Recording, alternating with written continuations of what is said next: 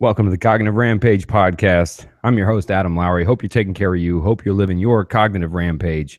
I try to keep my monologues now to an intro short because the people on the show is who you really want to listen to anyway. So I won't hold you up too long, but I will tell you in the short time that I've got to talk to him briefly, but even just sharing emails, there is a tone about Brad that is inviting, that is, I don't know, empathetic for the cause of which he is chasing, and something about that. And that's kind of what MAPS does too, all the way. So for me, people that are passionate about what they do, that's who comes on the podcast. And Brad is very much that. And Brad, welcome to the show, man. Thanks for coming on. Thanks so much, Adam. Been looking forward to it. Oh, I am, man. I'm ready to sit still and learn, man. The hardest part for me is trying to be quiet enough to where we can be educated. Yeah. Oh man. Yeah. That is so true. How can we learn if we're talking all the time, right? Yeah, I can't respond to that quickly because then I'm talking. So, I mean, Brad, you've been around a long time. You've been on a ton of podcasts. People know what you do that know of you, but, as people know, I try not to introduce people with the long intro of qualifying, because for me, what we do sometimes is just a part of who we are and how we live. So I like to ask actually directly from you, what is it that you would say you really do? I really appreciate that. We got to let things speak for themselves. Yeah, so I'm currently working as the communications and marketing director for a nonprofit group called the Multidisciplinary Association for Psychedelic Studies, otherwise known as MAPS, M-A-P-S. And I've been with MAPS for going on 7 to 8 years now, which from what I've seen in this day and age is a pretty long time for somebody my age to actually have a single job. So it's just kind of starting to dawn on me. It's like, yeah, actually that's kind of a long time. I started as an intern. MAPS is a nonprofit research and educational organization that does clinical research into the benefits and the risks of psychedelics and marijuana, and then also has this really extensive public education presence as well. So in addition to doing research into what's really going on with psychedelics and cannabis, we're also working to reverse all the stigma that has been surrounding those drugs for so many decades, a century almost, really, with marijuana. So public education, reducing stigma, communicating honestly about what these drugs are, what the science says, what the research says. That's the other half of what we do. And my work is mostly in that other half. So I have the huge pleasure of being able to wake up every morning and market psychedelic research.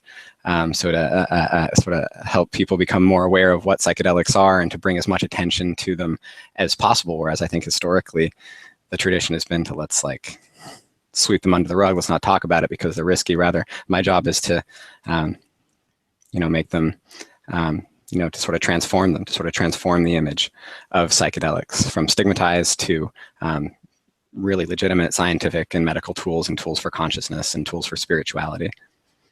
Some people off rip, would hear that and go, oh, what a great job. But when they don't understand the forces that be to which you are really marketing to, and, Dr. Carl Hart last week, you and I exchanged some emails about him, and he had some beliefs toward that. So that, it may sound good from the outside, but the war that which is really taking place through that education, through that marketing, and I use war specifically, bring people into what that's really like, and rather than what it may sound like to somebody, the difficulties of doing that. Yeah, there are so many preconceptions that people have about psychedelics, all over the world. People think about psychedelics as dangerous drugs. They're Schedule I drugs or illegal drugs, therefore they're dangerous drugs. A lot of young people know differently, and a lot of people who have experimented recreationally with those drugs know differently, and don't trust the propaganda that they've heard. But for a lot of people, especially for major institutions, for governments, for media, it's still very difficult. For policymakers, we still haven't had a president or a presidential candidate make a statement about psychedelics. in the last however many decades, but certainly not since the war on drugs began in the 1970s, really in earnest. So there's all these preconceptions that people have built in, and it seems like on a day-to-day basis, really what I'm doing is trying to identify what those preconceptions are, those fears that people have, often irrational fears that they've just learned over time and internalized, and try to find a way past that, and try to find a way to engage people in a conversation about psychedelics and about cannabis, and about not just how dangerous they are, but also about how they could be potentially beneficial, how we can look at them as tools rather than consistently demonizing them. So trying to change the conversations from one of fear into one of openness. That's, for all the media that we do, for all the social media, for all the, email newsletters and bulletins and things that we put out there, really what it comes down to is identifying those fears, and I think just engaging people in a rational conversation.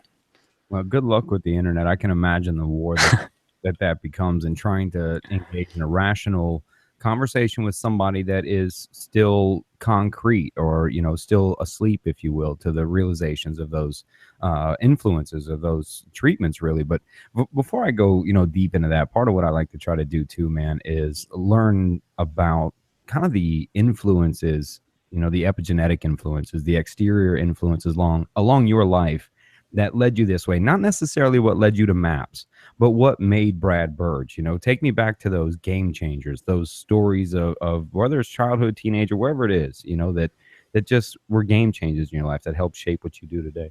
Well, thanks. Adam, I just got back from the long Labor Day weekend, and got out to the Lost Coast, which is a spectacular 25, 30-mile stretch of beach along the Northern California coast, and just really kind of remembered how important nature is, and how important it is to get out and get moving and get away from screens, and to get away from all these media that we have. So I would say that's kind of one aspect of where I come from, and what excites me, and what is getting outside and getting embodied. In my experience, in college, when I first experienced LSD, I found it from a friend, and it was circulating because you're in college, and decided to try it. And I took a long walk. I walked about 100 times around the lake at Stanford, where I was an undergraduate student, and just spent the entire time outside and really connected with that. So I think one thing that psychedelics used in the right way, in an educated way, can do for us is to reconnect us with our bodies, and to remind us to move around and to be healthy. And then the other really strong influence that led me to MAPS, and to be really advocating for a change to how we use psychiatric medicines and how psychiatric treatment happens, is that I had used mood stabilizers. I've been given mood stabilizers by psychiatrists since I was 11 years old, until I was about 20, until the very year that I first experimented with LSD, and I first had an LSD experience on my own. But for all of those years, I had used mood stabilizers, and I had found that it had really dulled my experience. It had muted colors. I hadn't appreciated colors until after I got off of them. I'm talking about lithium in particular, and antidepressants, and these things. And I was asking, man, and going. I mean, an 11-year-old to be dealing with SSRIs already. I mean, can you walk me through that, man? I mean, yeah, there's an internalization that happens. When you're a young kid, everything around you, you just have to take it as it comes. You don't have any power in the situation. So, if all the adults and the experts around you are telling you, hey, something's wrong with you, we got to fix this, we got to treat this, that it can become highly internalized. And it wasn't until many, many years later, until, this walk along the Stanford Lake, where I was just kind of had just a moment of peace and clarity, where these voices in my head that had told me that something was wrong with my brain, that something was messed up with it, that I had a chemical imbalance or something like that, they weren't really my voice. And I could distinguish in that moment between my voice and the voices in my head, the sort of cultural conditioning that I had received, and that prompted me to get off the drugs and to find a whole bunch of other things, external activity, medical marijuana, more community connection, getting more involved and deeply in my work, other things that brought me senses of satisfaction that didn't involve me trying to fill a hole with a chemical compound. So I actually feel very lucky. I was born in 1983, I'm 33 now. They're now giving antipsychotics to infants. And not to mention, to adolescents and to adults, and diagnosing mental illness and prescribing psychiatric medications in especially young people is something that really upsets me, and really I think is one of the worst things about our current pharmaceutical drug-oriented culture. And that I'm biting my yeah, tongue because if I even get started, Brad, on, right. I mean, that's what we fight. That's where we're anti-chemical incarceration, we call it. It's that incarcerated to the chemicals to which they serve you based on social constructs not proven by science, but yet subjectivity. I mean, I'm with you, man. That's one of the biggest fights that I can't stand that, man. So you experienced that, though. You actually lived through that. Yeah, I'm very, very, very grateful for having the resources to get out of it, for being in my socioeconomic class, to be my color of skin, to have the family support that I had. A lot of people don't have that. If your skin color is darker, you don't have the freedom to use psychedelics. Is that the risk is too high often. People who aren't able to go to college, who have to work, I mean, there are so many people that I think who could advantage from the careful, really responsible, and limited use of psychedelics. And therapeutic context is one place, is the closest place that we have that, legally speaking, right now, historically. Yeah, that's amazing. Yeah. I've been pushing that. When I got out of doing therapy in those chemical industrial complexes, or the treatment industrial complexes, I call them, part of my break and change, occurred with a psilocybin experience, which I had experienced before in my past, but in a different situation. So, I mean, I've experienced the change, those formations, how they happen, and I don't know. I don't even want to walk down those roads yet. I kind of want to stick to the idea, MAPS. I want to get to that and all the amazing things you guys are doing at MAPS to change the world, to help people, to influence, all the way down to the PTSD work you all do. I mean, these are all things that touch close to my heart and those listeners that are tuning in, I'm sure, but I still I don't know, I love the person in front of me. So the more I learn, the more stories and game changers I get, that, I don't know, the essence of the person I can really grab onto, Yeah, man. Well, everybody has, I think, a different reason for supporting MAPS, of those who do, and for supporting psychedelic therapy and research. My experience is not everybody's experience. Beautifully said. A lot of people who I meet apply that, brother, to people in general in their life. We could so understand other people by going, their perception is not my perception. Their experience is mine. And that's thank you. Yeah, well, really what MAPS is serving, immediately right now, through the core thrust of our work, is people with PTSD, and trauma is the one thing that all of our research right now, or the vast majority of it, is focused on. Also, other anxiety-related conditions. So, there's a lot to learn about what trauma is and how psychedelics can help it. But there's just such an array, just a long history of therapeutic use of psychedelics, and it's just so exciting right now to be part of kind of the return of psychedelics to the mainstream. Yeah, it's coming back, man. Take me back to the walk on the lake. So did you sell all your stuff? Did you come back? And, after there's always these stories, right, that we have with our first experience on some psychedelic level. I've given away my things. There's stuff like that. What happened then? What happened to the Stanford, psychology major? Oh, well, I just got even more excited about psychology at that point. I wasn't, using the drug at a rave. I wasn't going to parties. My inclination, because I went camping when I was a kid and my dad took me hiking and all of that stuff, my inclination, when I was feeling that open, as I was on that substance on that day, was to go outside and to be alone in nature.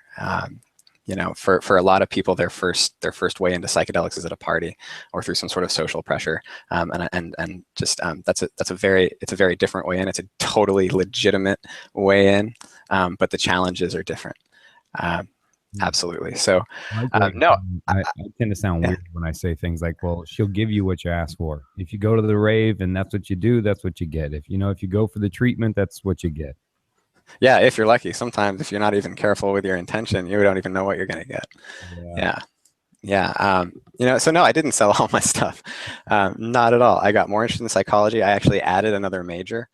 I added communication. Something about psychology, man. Psychology is so fascinating and interesting, and we learn so much about how humans interact. But ultimately, the discipline of psychology, if I don't know, academic psychologists, who are working on awesome projects might argue with this, but like my experience of academic psychology was that it was based in a fundamental conception of the human being as this kind of sole autonomous unit. What's happening inside the head, what's happening to this person. Even social psychology, which I loved, was about, how are these individuals interacting?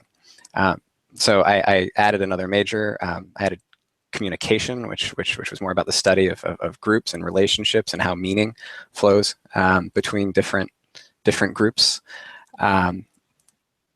So between the two, I was happy academically, and still had a quarter to spare to spend a semester abroad in Chile. So.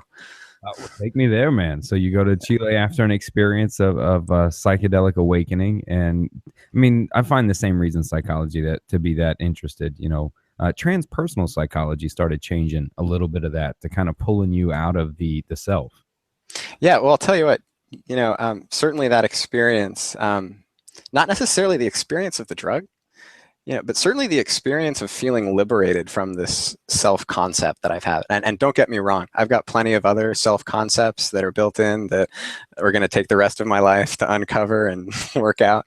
But this particular one was, it was such a relief to get out, to get out of. And that in itself was really inspiring. That gave me a new concept of myself as somebody who could go out and do something. Like, I'm going to go to Chile and immerse myself in another language. And then after college, I got to travel internationally and lived in China for a little while. And I think it just kind of like got me out of the, middle school, high school, college, graduate school, white picket fence, wife, dog, kid, dead, kind of line. And so I'm just kind of like, it's made it a little bit more difficult in the sense that like I've had to seek out a career in a field that's not making a lot of money, and I could be putting my effort in Silicon Valley and making hundreds of thousands of dollars a year, and but instead it's put me kind of like on the fringe. But it's an adventurous space, and I like to be there. Man, so you get what? Man, I love this. I can see it. Who else would you rather have running communications for something as I don't know, game changing as MAPS has been? And they've been around since what, 81? 86. I was 3 years old. Oh my God, 80.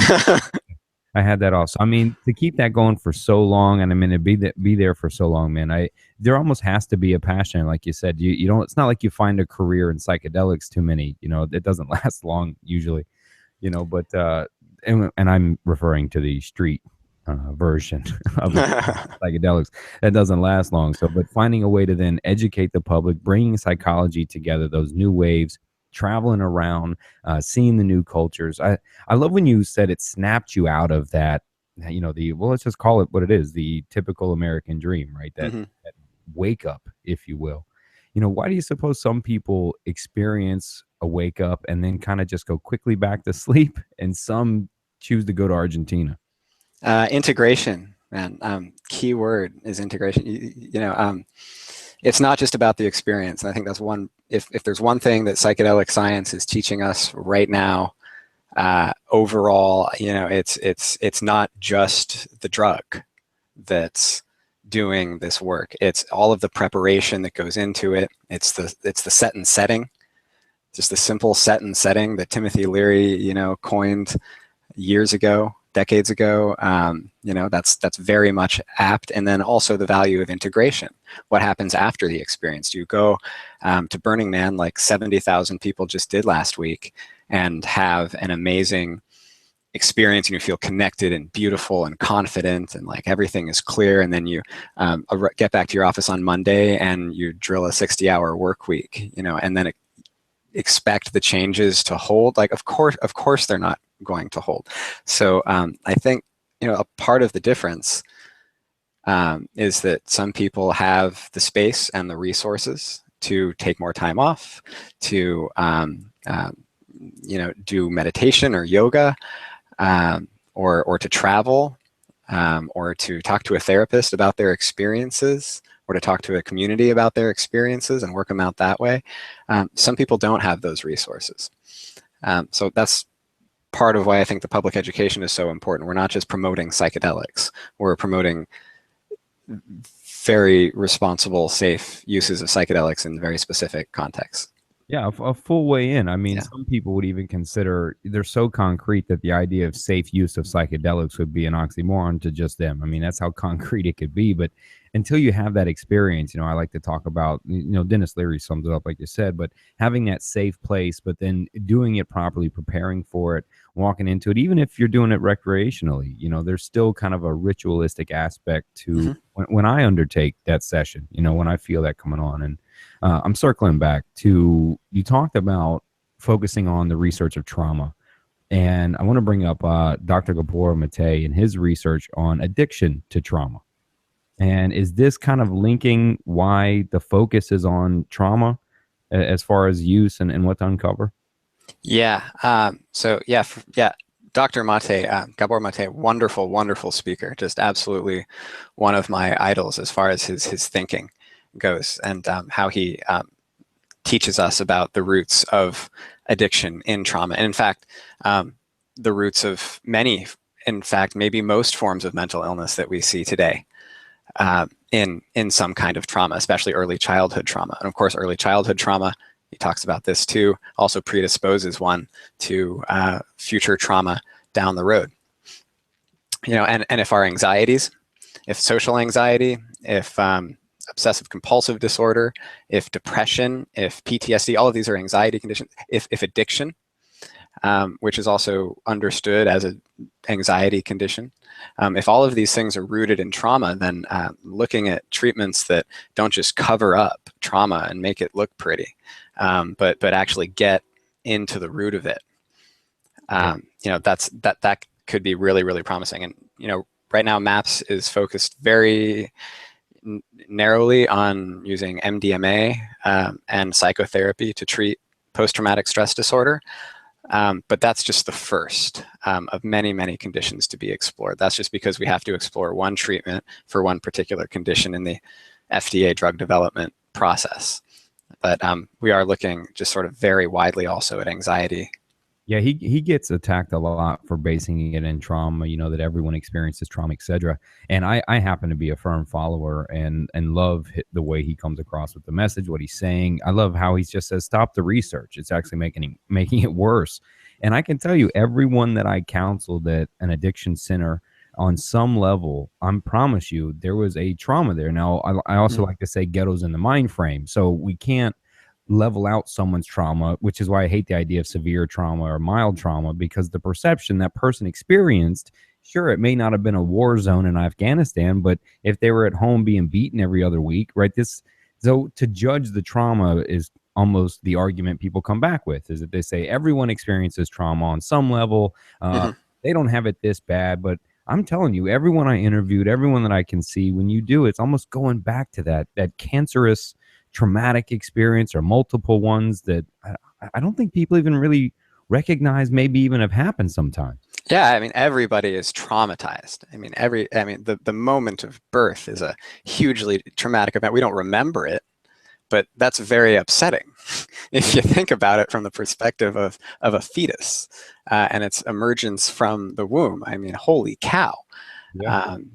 Just that. And then everything else that happens since then, a loud noise, the first time somebody scares you, the first time you cry, the first time, all of these are traumas.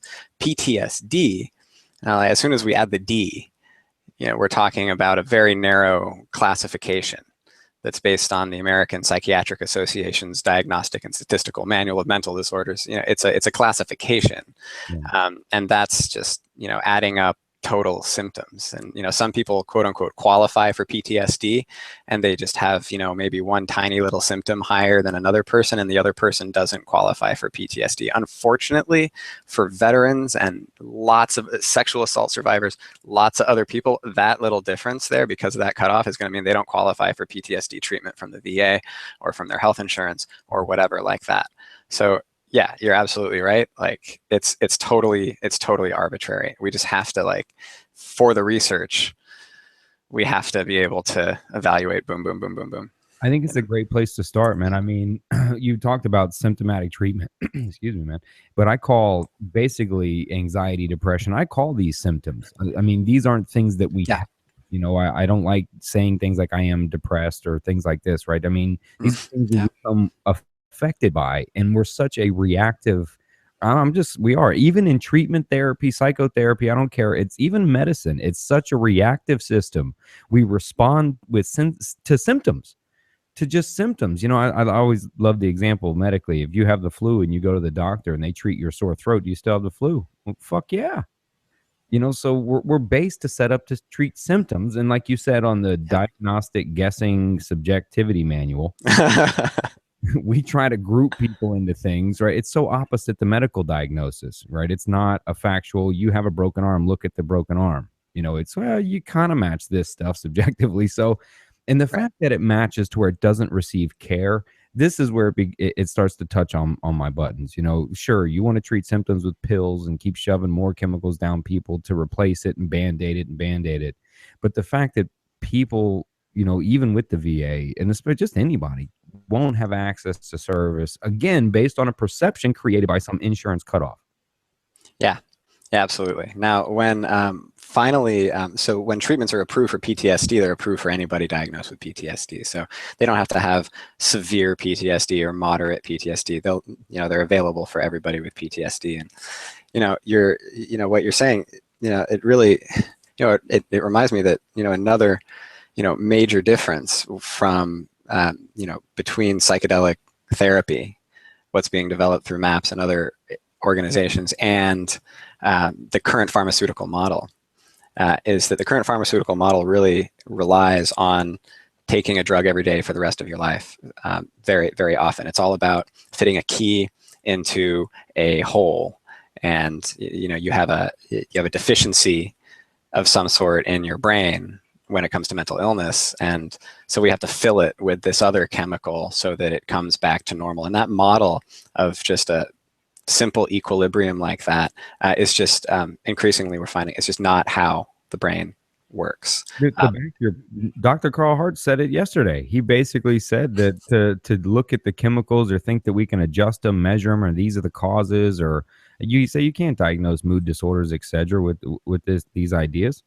Yeah, that's right. So the pharmaceutical companies end up having to recoup all of these losses that they take on failed drug development pipelines, and make all of those losses back through the sales of approved drugs and devices. So for-profit pharmaceutical companies have an incentive to get drugs out there that people are going to pay a lot for, or insurance companies are going to pay a lot more, usually people, and just keep people on them for the rest of their lives consistently. So the two currently approved drugs for PTSD are Prozac and Zoloft, and they work for they work to reduce symptoms for a lot of people, but they have to keep taking them, and people often co-medicate with alcohol and other drugs.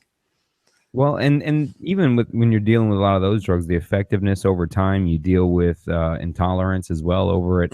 I mean, it's just what chemical incarceration. It's a life sentence. It's just what you do now. That's what the doctor would tell you. No, you don't take this for like 6 weeks and fill the prescription and you're done. You just do this now. And you may wake up one day and want to hang yourself, but just don't pay attention to that and call it's just a side effect. Yeah. You were bridging a huge difference, and I'm going to tell an alleged story here very quickly. Perhaps someone that I knew was dealing with veterans, and someone that was not being treated didn't meet a line, even though he had 20 years of nightmares and alcoholic. I mean, it was terrible.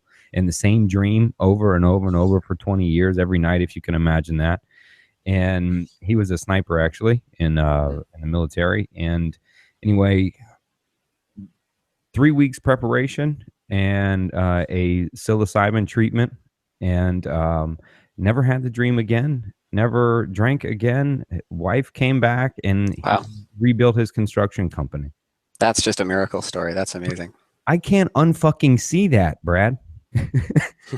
You know what I mean? Like, I can't be like, well, that didn't fucking happen. You know what I mean? I can't, that's what Yeah. So how do we take these experiences that people have, and they do have them, and make them accessible and make them available to everybody? So it's not just like, oh, fortunately I scored some shrooms and got to do this thing, and or like, yeah, I tracked down an underground therapist or what have you. That everybody can legitimately access them, and we can talk about them in public, and we can talk about them in the fields of policy and in the fields of public health and in academic institutions. And I mean, you mean really educate our youth about the true effects, like Dr. Carl Hart was saying, on drugs, and how you won't just be on the crack pipe pole the first time you smell it? Exactly. I mean, yeah, well, that's what you deal with. I reference all the way back to the first question, man. You're dealing with that sort of cognitive dissonance on a mainstream front line. And like I said, and you're the communication guy in the trenches, dude. Like, that's gotta be hard, man. Yeah, it feels like that sometimes. And especially when we want to put out an announcement in a newspaper that doesn't want to take our ad, or we submit a grant application to a major research foundation and they say, no, we're not ready to look at that, or a government agency says, no, we're not just going to look at your protocol anymore. That no doesn't happen in the U.S. anymore, fortunately. After all these decades of work, finally we have great relationships. But for example, we tried to start a study of MDMA assisted psychotherapy for PTSD in Jordan about 6 years ago, and the Jordanian FDA, which is their equivalent over there, just wouldn't look at it. No. They're just like, no, we're dealing with other things right now. We don't have the capacity to deal with psychedelic research right now. So there's that. We get we're still getting closed doors within the military and the VA, still unwilling to support a study.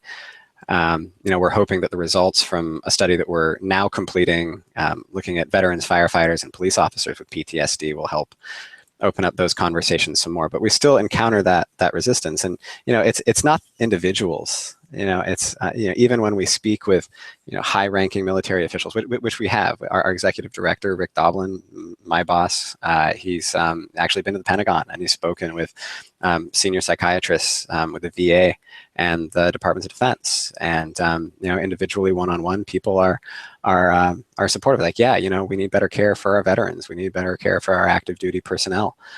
We'd love to see something happen sometime. It's just we can't get publicly on board with it right now. I'm not sure what my commanding officer will think. And then you go and talk to the commanding officer, and they're like, oh yeah, personally I really support this, but I'm not sure what my commanding officer is going to think. And it just goes like that all the way up the chain until it comes down to the president's public image. And it's been like that for decades.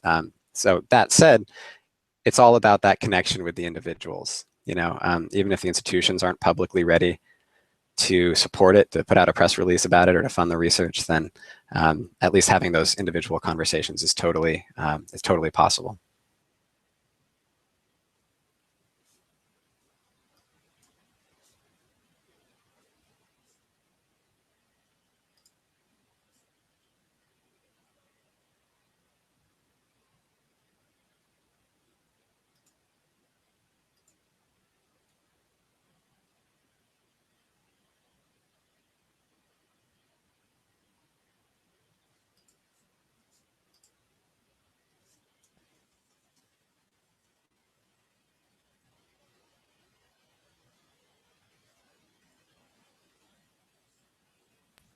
All right, Brad, I'm back alive, man.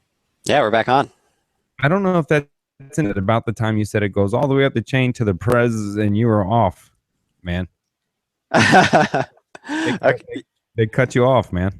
Yeah. That must have been it. I was just saying, it goes all the way up the chain. It's all about the public image. it's really not about the individual conversations that we have. Individually, people are often supportive, especially if you can talk about psychedelic therapy in terms of healing trauma, healing PTSD, getting honest education out, reducing the risks associated with recreational use. Almost anybody can understand that these days, especially with medical marijuana gaining so much momentum, as people can kind of, okay, maybe there are some ways to do it, but it has to be in a clinical context. And you say, yes, that's exactly what we're talking about.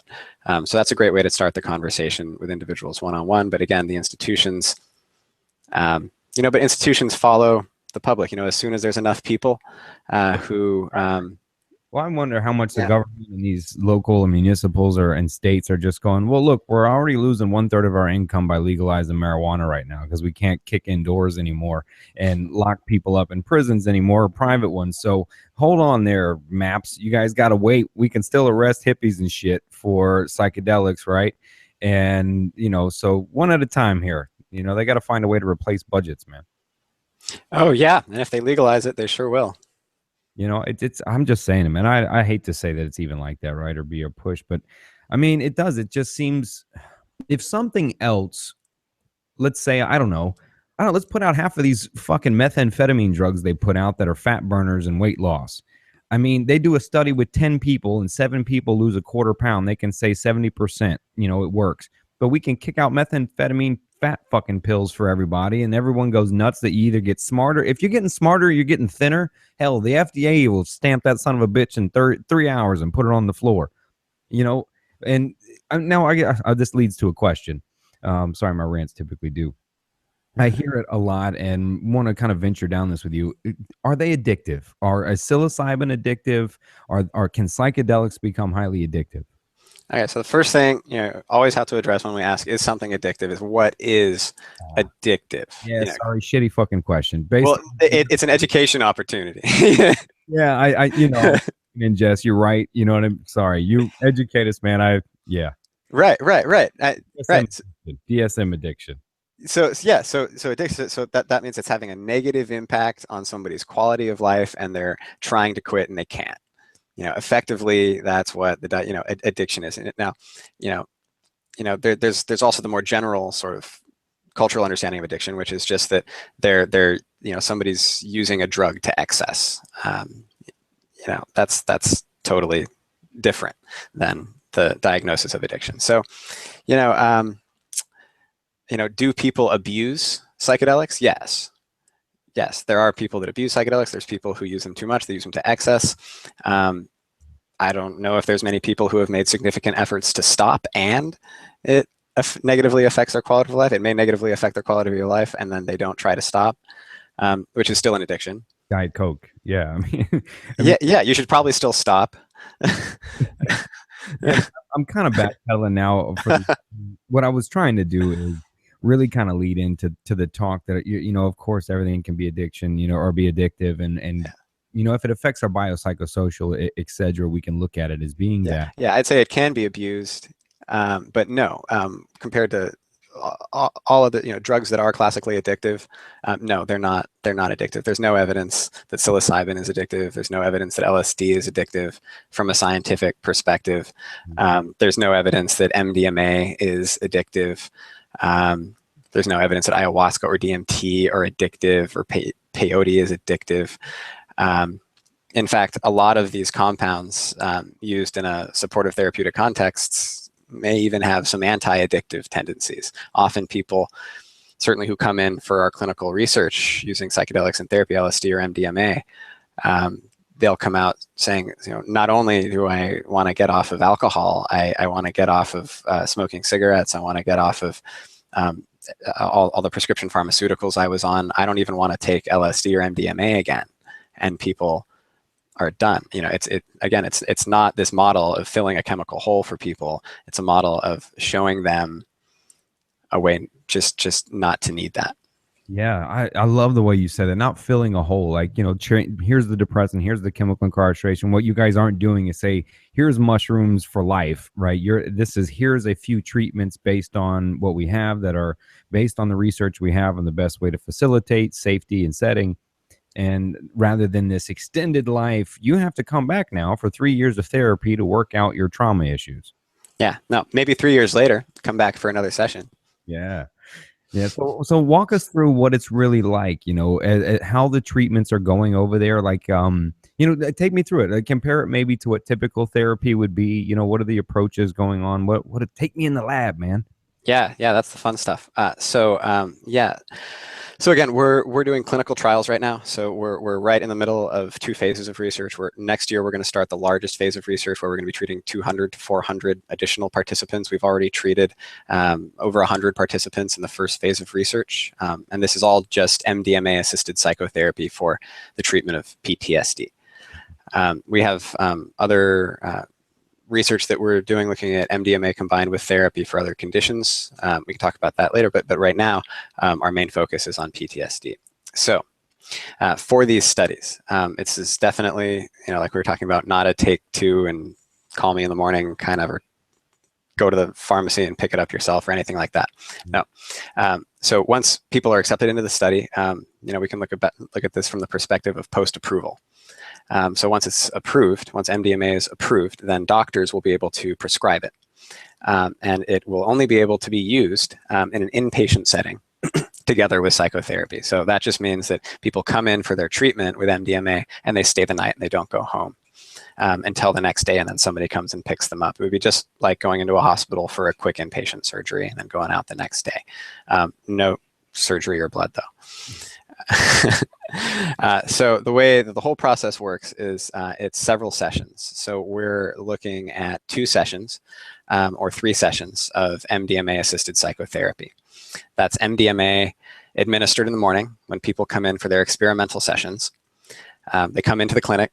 They say hello to the psychotherapist, who they've already been meeting with for several weeks. So there are several preparatory sessions where they just come in and have standard psychotherapy. They're just 2 or 3 hour long psychotherapy sessions. People talk about their trauma, they talk about their life, they talk about issues that might come up during the experimental MDMA session. And then finally, when they come in the morning, they say hello to the psychotherapists. We always use a husband and wife, or we have used a husband and wife co-therapist team. Now we're just using any 2 male-female co-therapists for the MDMA research. And the reason there being is because often when people are talking about trauma, sexual trauma can come up. And especially when magnified by the effects of MDMA in the therapeutic setting, it can become more difficult for the subject to talk to one or the other of the therapist. So if they had a difficult experience with a man, they might want to talk to the woman, and so on and so forth. And also having 2 enables one to leave the room for a snack or a restroom break or something, because the active MDMA sessions are 8 hours long. So the whole duration of effects of MDMA, generally 3 to 6 hours. So the sessions are 8 hours long, just to kind of have that whole container there. And the subject takes the MDMA in the morning, and they talk for an hour, or they don't talk. Often the subject is just very quiet. There's no demand or requirement that people talk.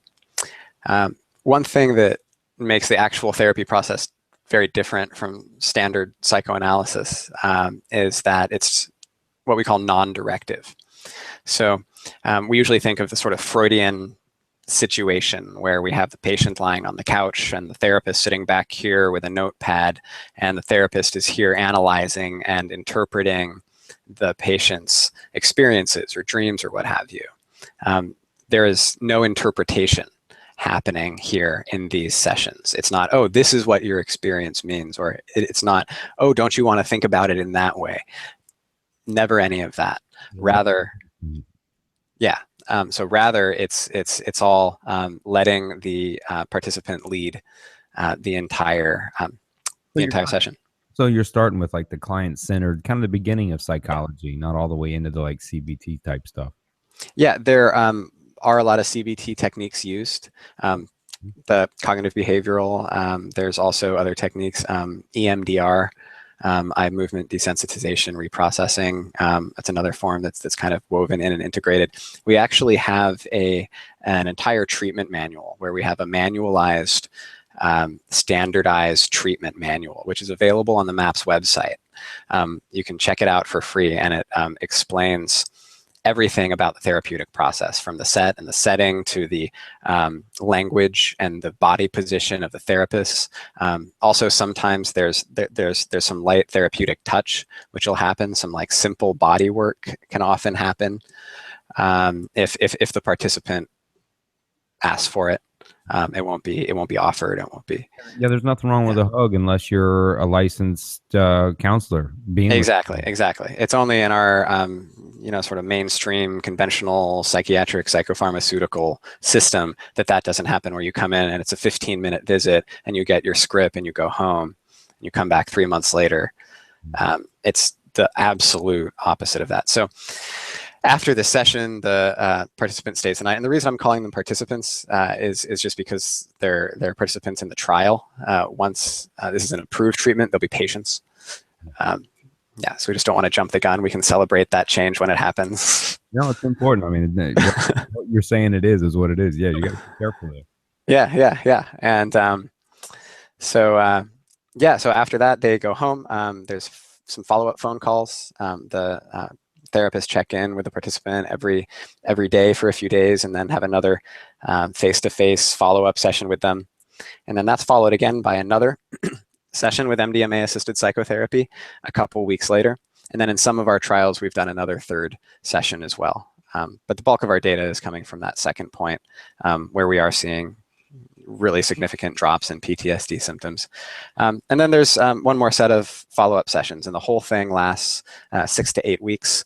It's a 6 to 8 week course of psychotherapy with 2 or 3 active MDMA sessions in there. Yeah. So is there anything opposite, like anything you focus on in the rooms or in the settings? You said the therapists, mannerisms, how they're sitting. Is there what's the room like? Is it bland? Is it decorated? Is there music? Is there, what's different from conventional? It's not a hospital setting. So it's explicitly not a hospital setting, which is to say it's more like a living room. It's more like a very comfortable therapist's office, like you might see in a really nice therapist's office. There's books, and there's little sculptures, nice art, non-suggestive, so there's not going to be like a big red picture of a dragon above the couch. With psychedelics, often unconscious material becomes a lot more available, and it tends to come out more. And then also that unconscious level becomes more exposed at the same time. So there's no sort of suggestive material around the office that could push the experience. So it's very carefully arranged, but it's pleasant. It's room-like. It's a place that's designed to hang out in for 8 to 10 hours at a time. Well, I love all the attention to detail, because there's those small things when you're working as such a sensitive subject as trauma, that can be very trigger-like, that can be changing, So is there any music in the background? You asked. Yeah, that's all. Yeah, music. Yeah, there is. If the participant wants music, then music is provided. It's also non-directive. It's not going to be like raging electronic music. It's going to be classical music, or just kind of lighter stuff. It can be like more intense or less intense, but generally no words. Yeah, words it'd be suggestive as the dragon above the couch. Yeah, exactly. Yeah, I like it. So a 6 to 8 week session, and then obviously I don't know if you can talk about any kind of results you're seeing, or kind of separate, or can you go there?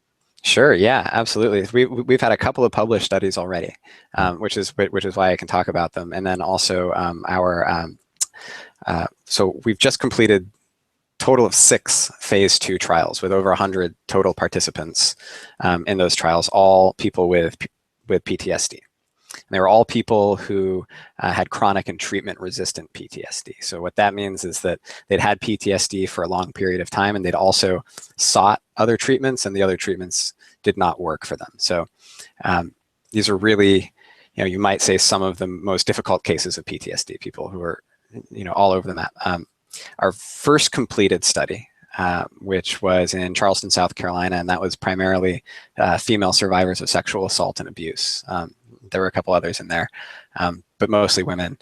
And they had, the 19 subjects in that trial had PTSD for an average length of 19 years.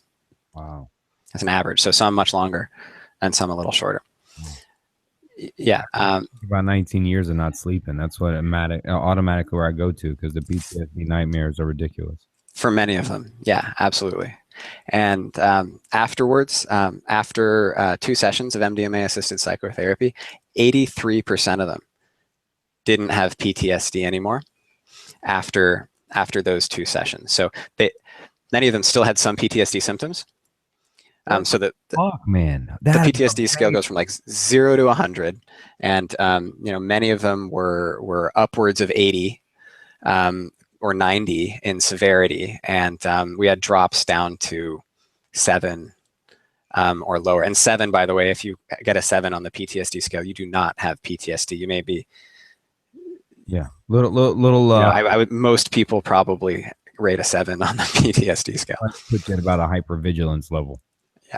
Yeah, but my God, 80-something%. Yeah, and just to be scientifically sound, the placebo comparison was 25%. So 25% of those who did not receive MDMA, they just went through all the therapy sets, so the 6 to 8 weeks, and instead of getting MDMA on those 2 occasions, they only got a placebo. Yeah, and 25% of them. Yeah, to help people understand that, is to where a lot of people argue that the placebo effect plays into the miraculous recovery and seems to change. But then when you test it without the placebo and it's only at 25, this is a huge argument for anyone that would state that placebo effect having the lasting change. Yeah, the placebo effect with these was better than the final results for the currently approved medications for PTSD. Man, oh my God! See, this is the shit, man. This is and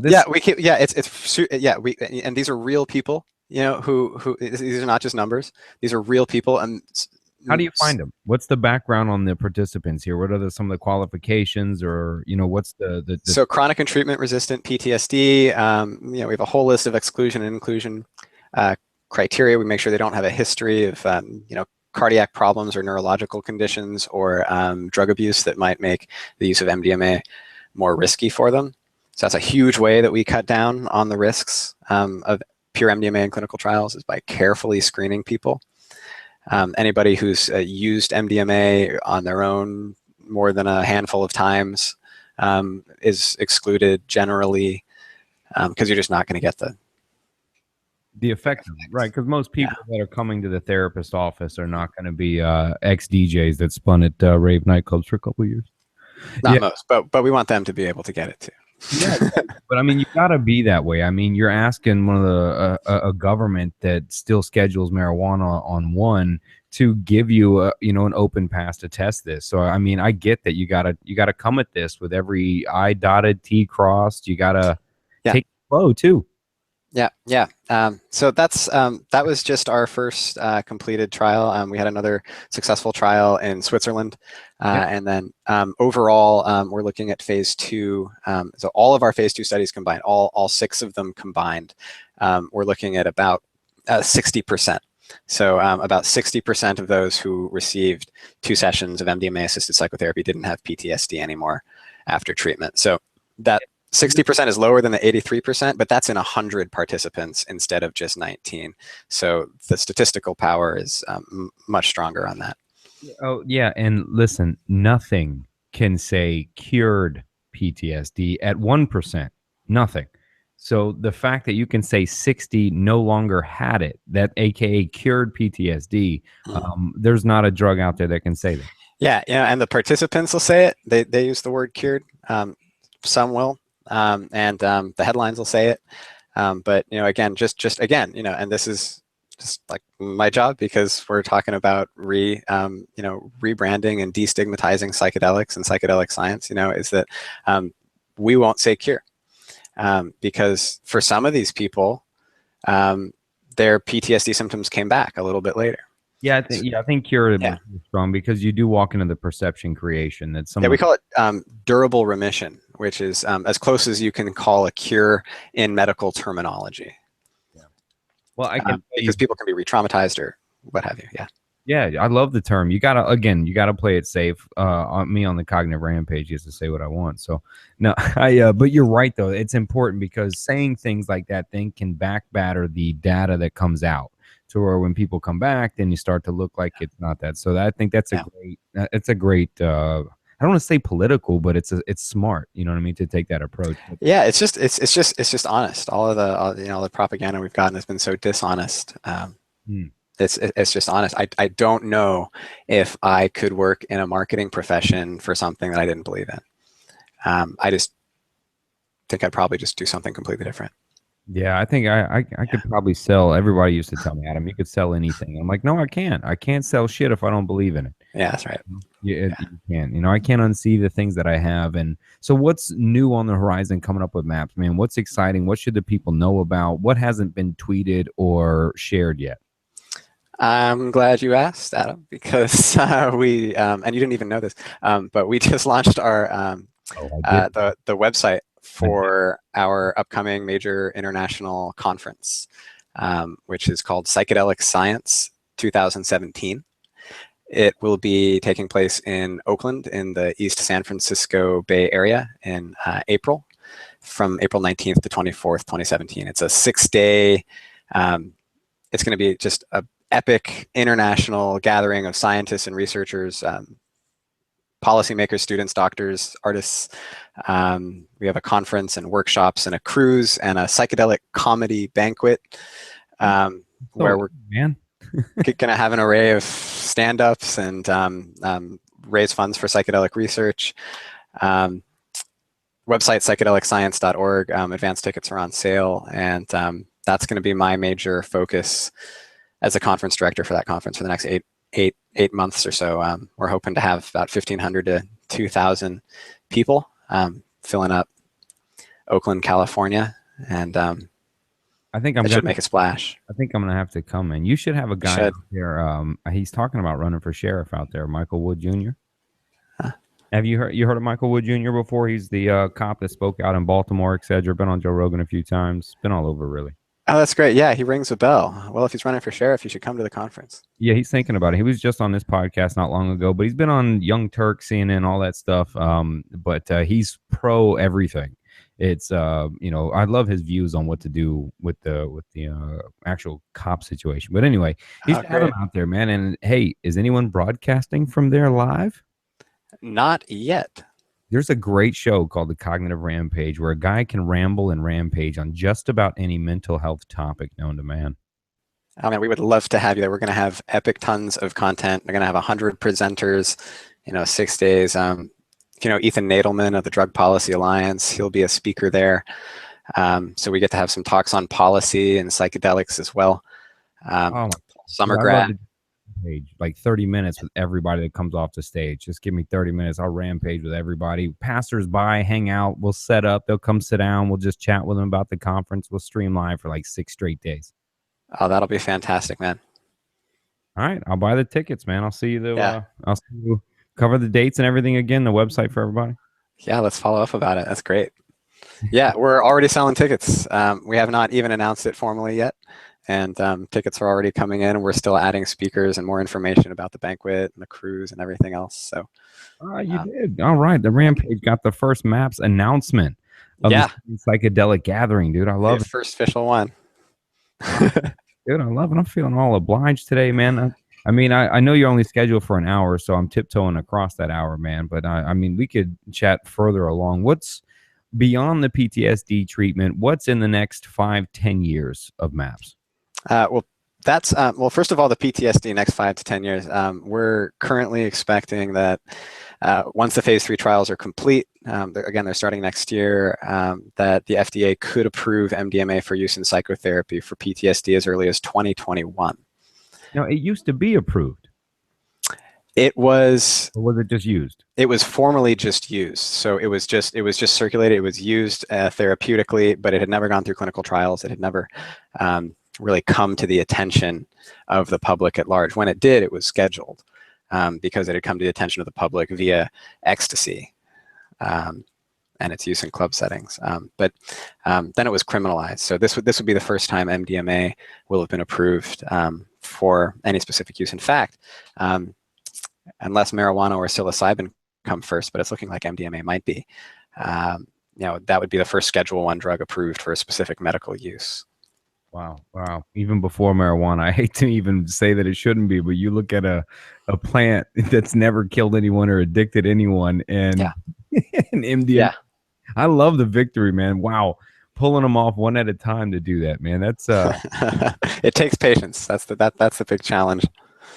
well, I guess, man, and or a push from the public. I would urge anybody listening to this, to tell your story about it. Write your senators, Republicans, push it the same way this consciousness did marijuana. If we can do that, everyone listening, please. I mean, hell, write everyone, talk about it, share your experience. I do. I mean, please. I mean, these are things that change people's lives, and we don't let them touch it, man. They sure are. And, we don't want to be proselytizers. We're not like flag waving here. We're not, anything like that. We're just stating the research like it is. And, that might just help speak for itself. I'll wave that flag. You guys keep playing walk that tight beam you have to, dealing with the government, walk those things, do that, man. I get it, man. You guys do it. Guys like me, there's girls out there doing shows like me, and all in between. Everybody else, we'll wave the flags for you, man, on the front side, saying, look, man, I know this changes lives. Come on, public, wake the fuck up, man, and let's help and change some lives, man. Like, man, it takes a village for sure. And we could not do it without that public support.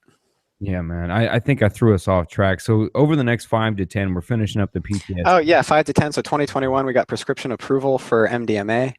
And then it can be used legally in conjunction with psychotherapy for the treatment of PTSD. We are also just starting this new clinical trial of marijuana to treat symptoms of PTSD in veterans. So not getting at the root. This is just using smoked whole plant marijuana. So starting the development of whole plant marijuana in the FDA drug development process. That, assuming this next trial is successful, it could be 10 to 15 years in the making to actually get that all the way approved through that. That's just how long it takes to conduct a phase 3 clinical trial. Oh boy. Yeah. So that could be a lot longer. So we need to keep pushing at the state level. We got to keep pushing at the policy level. We got to keep pushing for rescheduling and all of that stuff in the meantime.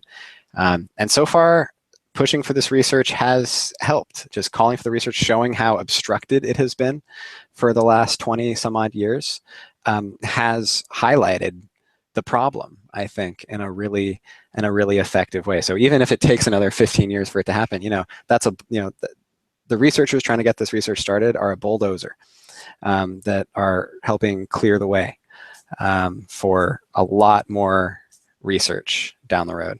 What do we do, man? What are the fans of MAPS and the Rampage, and what do we do out here to assist this? Since you're in the trenches every day, fighting it. What do we do on our end, really? Yeah, well, certainly you're a fine model of this, Adam. Not shying away from conversation. Not avoiding the topic because it's difficult.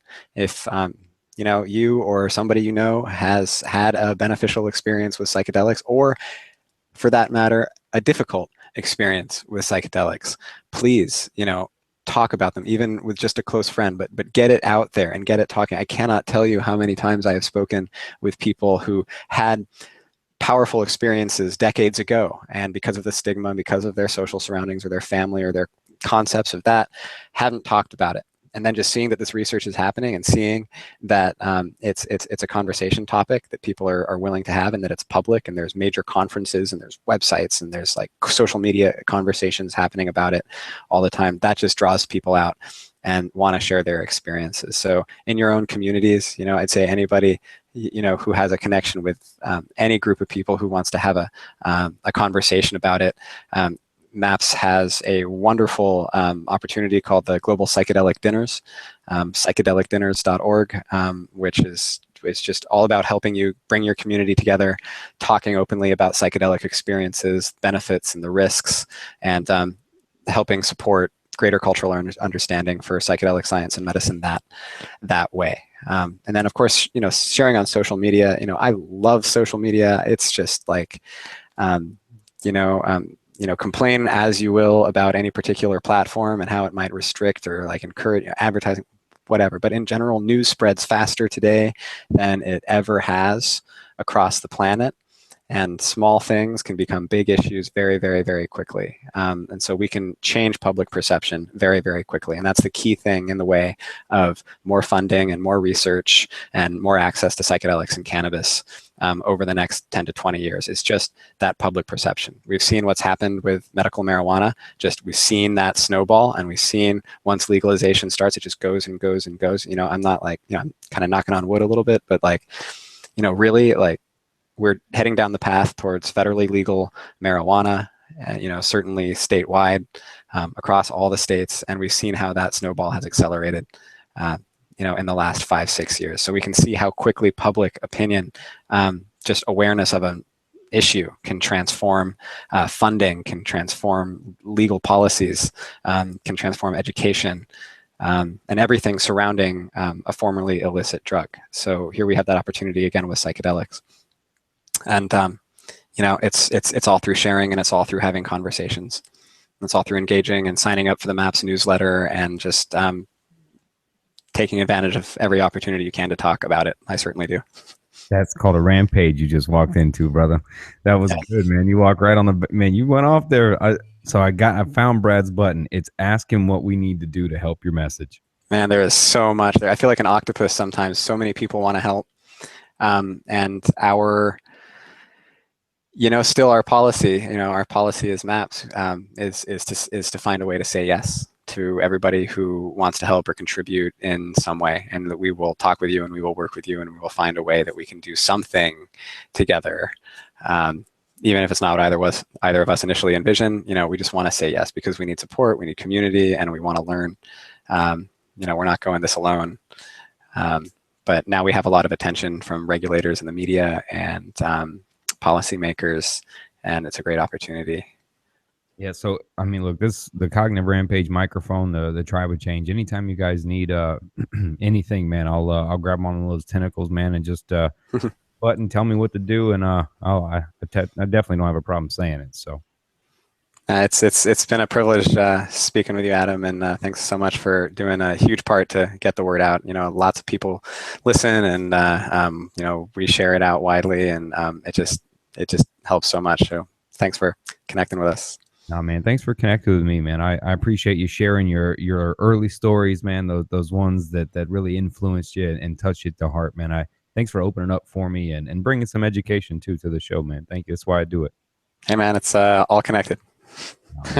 We all, brother, man. Again, dude, thank you very much. Tell everybody at MAPS, man, their Tribe of Change warriors are behind them. Cognitive Rampage behind it. Anything anybody needs. I don't care what level of MAPS you're on, man. We're here, and we're at war with you, man. Yeah, for sure, man. Thanks so much. All right, Brett. I appreciate it, man. All right, we'll see you at Psychedelic Science. Oh, I will see you. I promise you. Yeah. I promise you, brother. Okay, man. Take care. All right, Adam. Take it easy.